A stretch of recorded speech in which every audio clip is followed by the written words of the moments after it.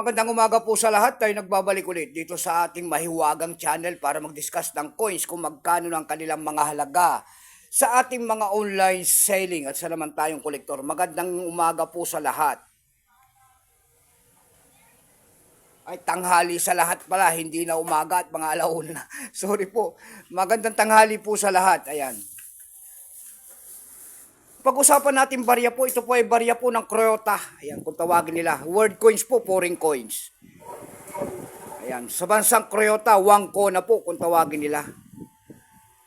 Year 1993. Ayan, baka mayroon kayong mga ganyan, mga foreign coins na ganito po. Ayan, willing tayong bilhin po. 5 pesos lamang po ang presyo nito pataas.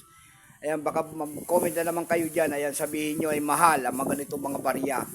Hindi pa po mahal ang mga ganitong mga barya. Ito po ay 5 pesos lamang. Excuse me po.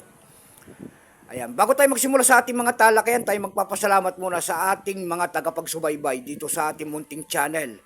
Ayan, maraming salamat po sa lahat ng tumatangkilik dito sa ating munting channel, lalong-lalo na ang ating mga subscriber dyan. Thank you so much sa inyong lahat. Mabuhay po kayo and God bless. Magandang tanghali po sa lahat.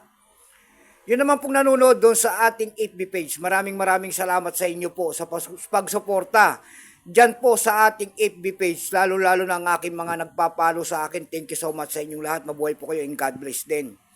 Yun naman po hindi pa po nakapag-subscribe dito sa ating munting channel. Anyayaan ko lang sana kahit malaking tulong na po o bagay sana ang inyong magagawa. Tulad na lamang po sana ng pagpindot ng ating subscribe button, like and share para ma-update ko naman kayo sa mga bago ko pang gagawin mga video. Ayan na po ang ating pag-usapan. Tingnan natin ang kanyang presyo sa ating mga online selling kung magkano ng kanyang mga halaga. Ayan, tindahan po ng coins. Tingnan natin. Pero bago yung kilalanin mo muna natin siya. Issue po nito ay Croyota. Period po, Republic 1991 up to date po. Type nito standard circulation coins years 1994 hanggang 2022. Value nito 1 kona. Currency kuna 1994 hanggang 2022 kung anong composition, kung anong materialis ang ginamit sa barya na ito. Ito po ay nickel brass. May bigat lamang itong 5 grams. May haba itong 22.5 mm. May kapal po naman itong 1.7 mm. Hugis po niyan ay bilog, orientation ay middle alignment.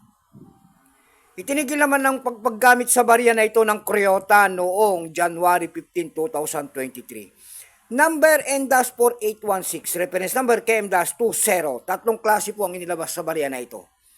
Ito pong atin, ito po ay year 1993, 37%. Kung ilang piraso naman ang ginawa sa barya na hawak natin, ito po ay 49,913,770 piraso po.